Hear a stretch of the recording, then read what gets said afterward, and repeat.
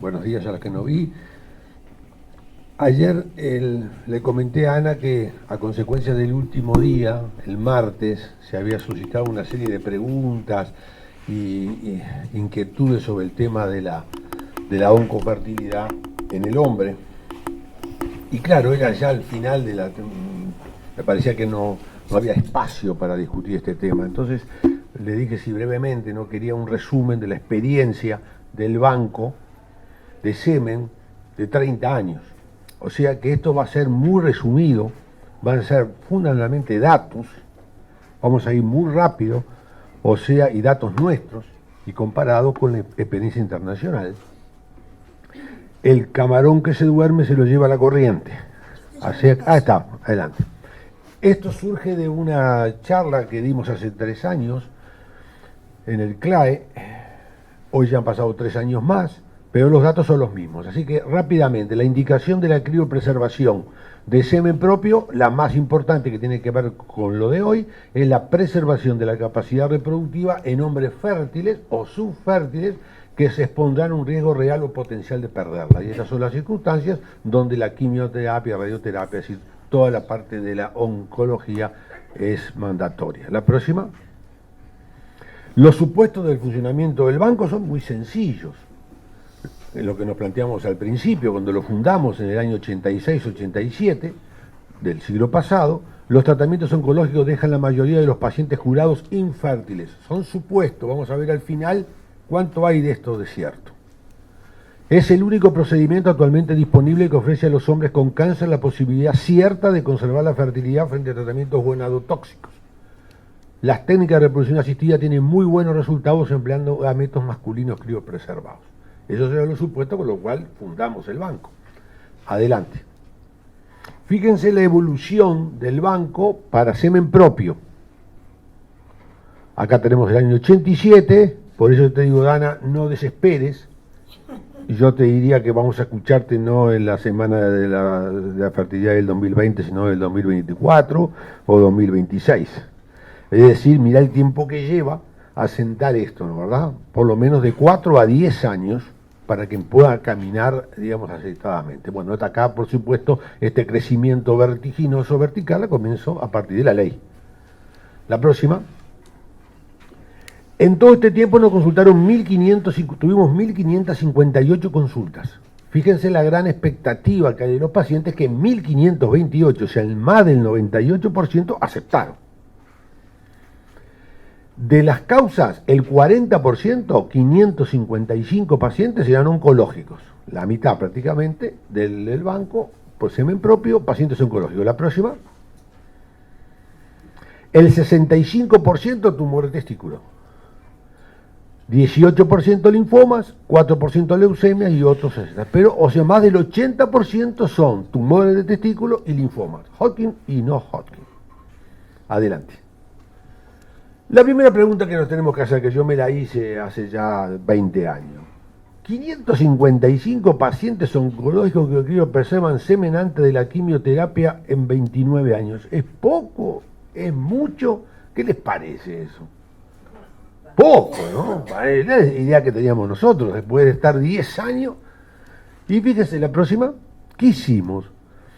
Esa pregunta nos la hicimos en varias oportunidades hasta que en el año 1997 nos abocamos a contestarla. Y para eso recurrimos a los datos oficiales del Registro Nacional de Cáncer. En el periodo 88, que empezó a funcionar el banco, al 97, que nos hicimos la pregunta para contestarla, se habían registrado 1.430 cánceres en varones entre 15 y 40 años. Y consultaron al banco 83, o sea, el 6%. Nada. Nosotros pensábamos que teníamos gran cantidad de trabajo, pero no estamos viendo nada. Ahora bien, vamos a desglosar un poquito, porque los más importantes acá son los cánceres en los pacientes más jóvenes, que son los de testículo y los linfomas. De los 311 eran cáncer de testículo y consultaron 40, ya el 13%. Y de los linfomas, el 10%. Acuérdense, 6, 13 y 10. Recuerden esos números, no se duerman. Adelante. Entonces, ¿qué hicimos? Hicimos una campaña y fuimos a hablar personalmente, como propone acá la doctora, fuimos a hablar allá por el 97, 98, con oncólogos, radioterápicos, hemato-oncólogos, etcétera, y los urólogos, que eran los fundamentales porque el urólogo es el cirujano para nosotros, y entonces nos da el tiempo para criopreservar antes que lo vea el oncólogo. La próxima.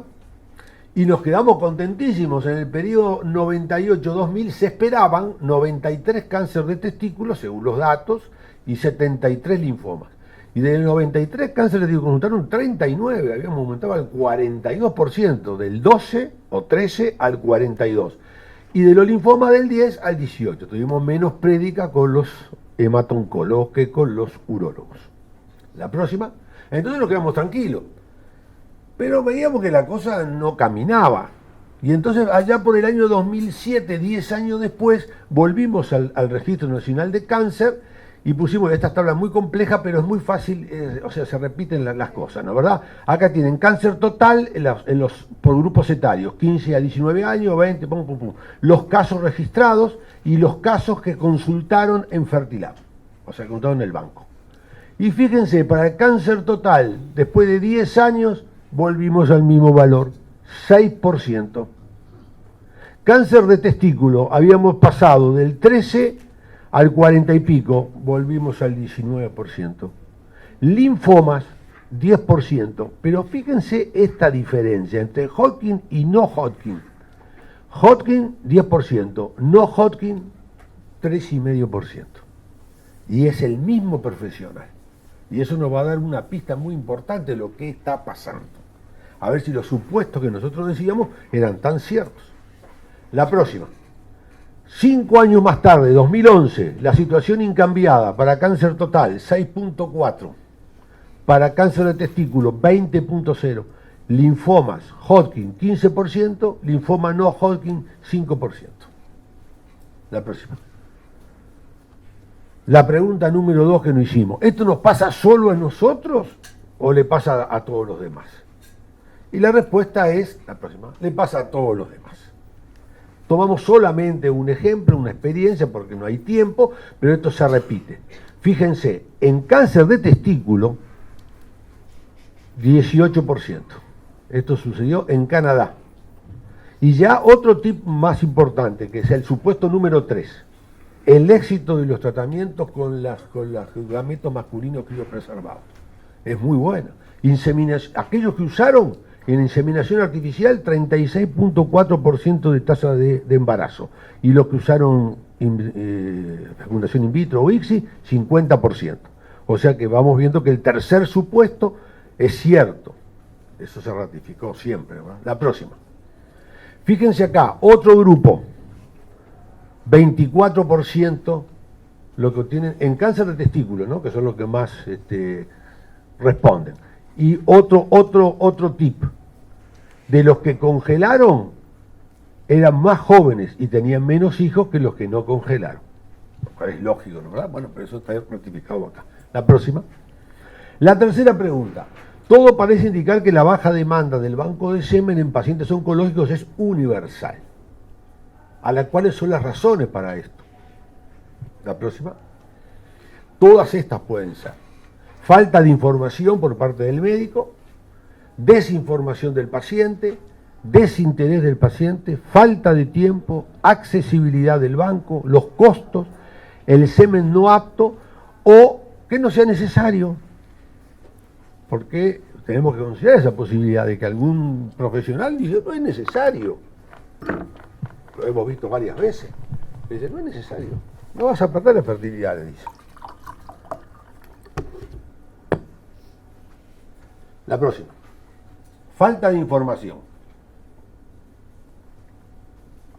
Hay varios artículos sobre este punto. Uno de los más importantes que me pareció por el tamaño de la muestra. Y además en Inglaterra, ¿no? ¿Verdad? Se le mandó una encuesta a 2.357 profesionales vinculados con este tema, radioterapeutas, oncólogos y hemato-oncólogos. De los 2.357 contestaron solo 499, o sea, 1 cada 5. El 21% de los que contestaron no tenían ni idea de que existía en el banco de semen. De lo que contestaron, ¿se imaginan lo que no contestaron? Debe ser mucho más alto. Y solo el 40% de los que contestaron dijeron que sí. que debería ofrecérsele, pero ni siquiera la mitad pensaban que debería ofrecérsele. Esto, Inglaterra, 2011, hace poco tiempo. O sea, de que realmente los médicos no están en conocimiento de esto. La próxima. Fíjense este otro. Acá, esto es en Estados Unidos, y hicieron una encuesta a 200 pacientes que habían sido enrolados, ¿no? Y le hicieron un cuestionario. Acá vemos ahora la decisión del paciente. Los pacientes estaban informados. El 70% decidió no congelar. El 70%. La mitad de ellos no estaban interesados. El 18% dijo que no porque no quería demorar el tratamiento. Y eso es un primer mito que hay que sacar. Los tratamientos no se demoran porque congelar semen es muy fácil. Incluso aunque tengamos una semana, podemos congelar 3 o 4 muestras, aunque después se vayan a utilizar en procedimientos de ICSI, como cada una de las muestras se congela en 4 o 6 pajuelas, da para 20, teóricamente para 20 procedimientos. Con una semanita nada más nos da. Que la calidad del semen, no, eso era antes, ahora con el ICSI, salvo que no tenga espermatozoides, siempre se puede congelar. El 17% de estos encuestados no se le ofreció. El 10% declinó por el costo, y el costo va promedialmente $300 al año, entre 0, cuando es gratis para el paciente, hasta $1.000 en otros países. Y 5% contestó otra cosa. El 30% decidió usar el banco, de los cuales el 18% después lo utilizó y el 82% no lo utilizó. O logró el embarazo por vía natural, 82%. Ahí tenemos otro tipo. Una realidad que nosotros no vemos porque estamos de este lado del mostrador. Cuando los pacientes me dicen, no, si algunos colegas que están en la atención terciaria, no dicen, no, el varicocele no, porque yo soy un paciente que lo peor no sirve para nada. Claro, pero estamos viendo solo una imagen pequeña al final del camino. No lo tenemos al principio, cuando se ve toda la población. Entonces, claro, nos quedamos al final con los casos refractarios, por supuesto que el tratamiento no es bueno. Esto pasa lo mismo, podemos estar teniendo una vista microscópica de la situación. La próxima. Entonces vamos a ir al otro.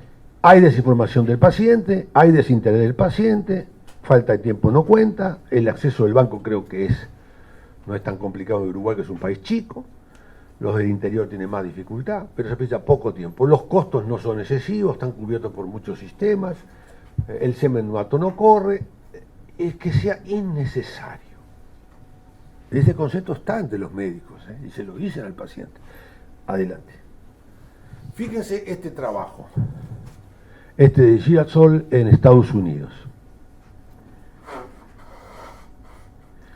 Del 24% de los pacientes que congelaron semen, solo 2 lo usaron.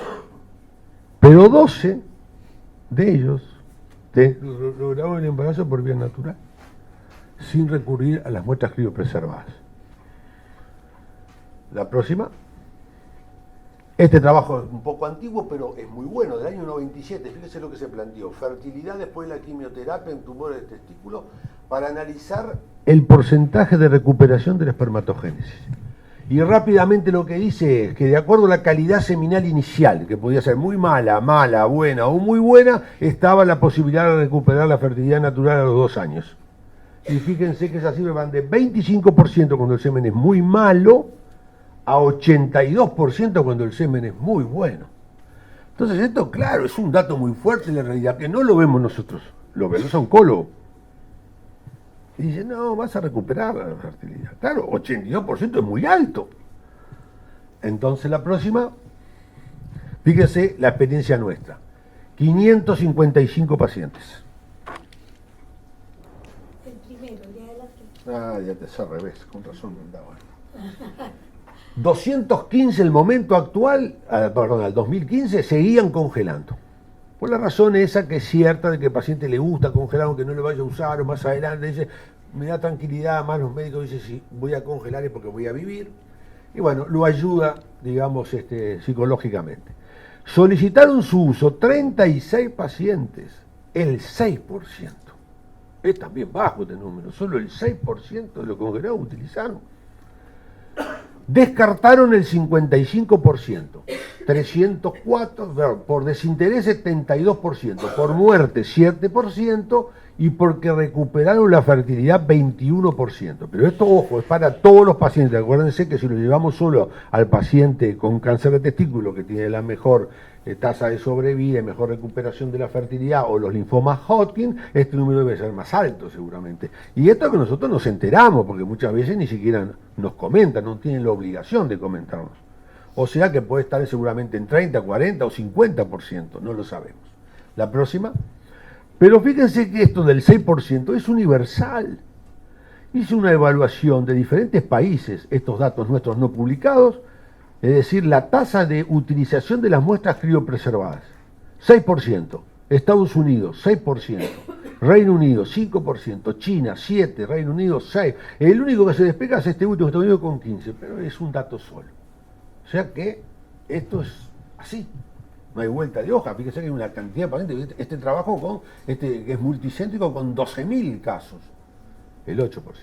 La próxima. Por lo tanto, de los supuestos iniciales, el primero no es cierto. El primero no es cierto. Seguramente en los pacientes jóvenes y que nos interesan, que no tienen hijos, la mayoría recupera la fertilidad. Los otros dos sí son ciertos. Entonces, ¿cuál es la conclusión? Para mí.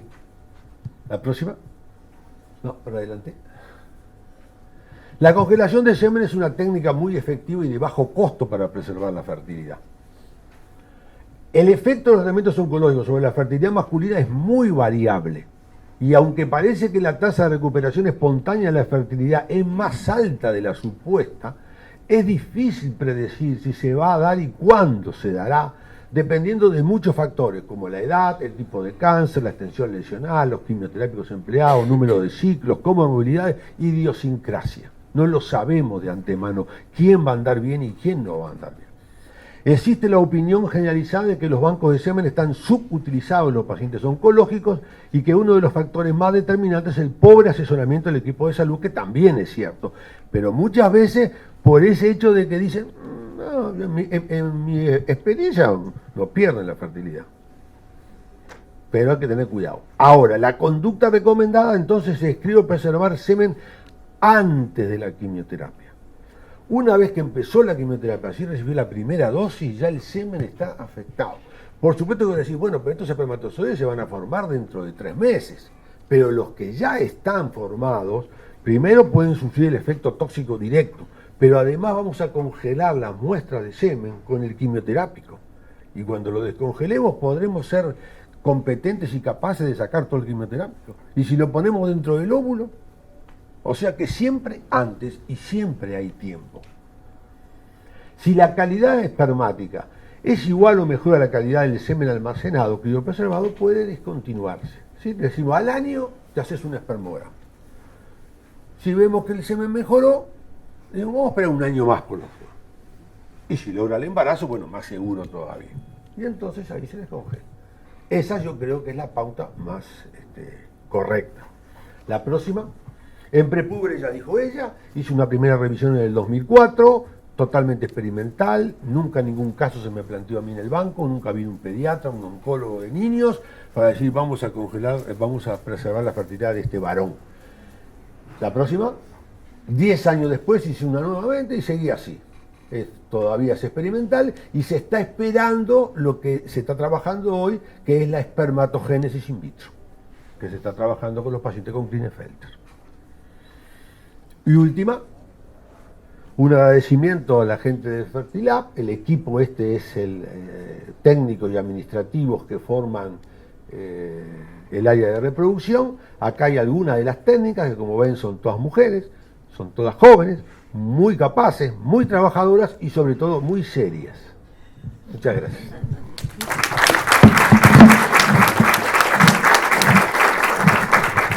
Muchas gracias, José María. ¿Preguntas? ¿Hay algún tipo de financiación para pacientes, para para preservar muestras de semen en el banco para pacientes, por ejemplo, de salud pública? Sí, salud pública lo cubre. Salud pública lo cubre. Yo te digo realmente, si soy pobre, prefiero ser salud pública y no de la mutualista. Te dan mucho más. Es decir, algunas mutualistas cubren también, ¿eh? Y el fondo cubre 2 años. Cubre 2 años. Pero además, no son costos que nunca se nos planteó. Incluso tenemos un paciente hace como 20 años que venía y yo decía, mira, vos pagás como quieras. Pero nosotros no podemos estar llamándote para que vos vengas. Y pagar, y venir pagaba 300 pesos por mes, 500, pero venía todos los meses. No tenemos problema. O sea que no es, el problema es después utilizarlo, pero ahora tampoco es problema. Perdón, una pregunta. ¿No está dentro del PIAS incluido? No, creo que no está dentro del PIAS. Tal vez. ¿Cómo? ¿Habría que incluirlo? Y sí, pienso que sí. Pero no está. Pero algunas mutualistas lo cubren y salud pública también lo cubre. Gracias. ¿Preguntas? Bueno, muchas gracias, José.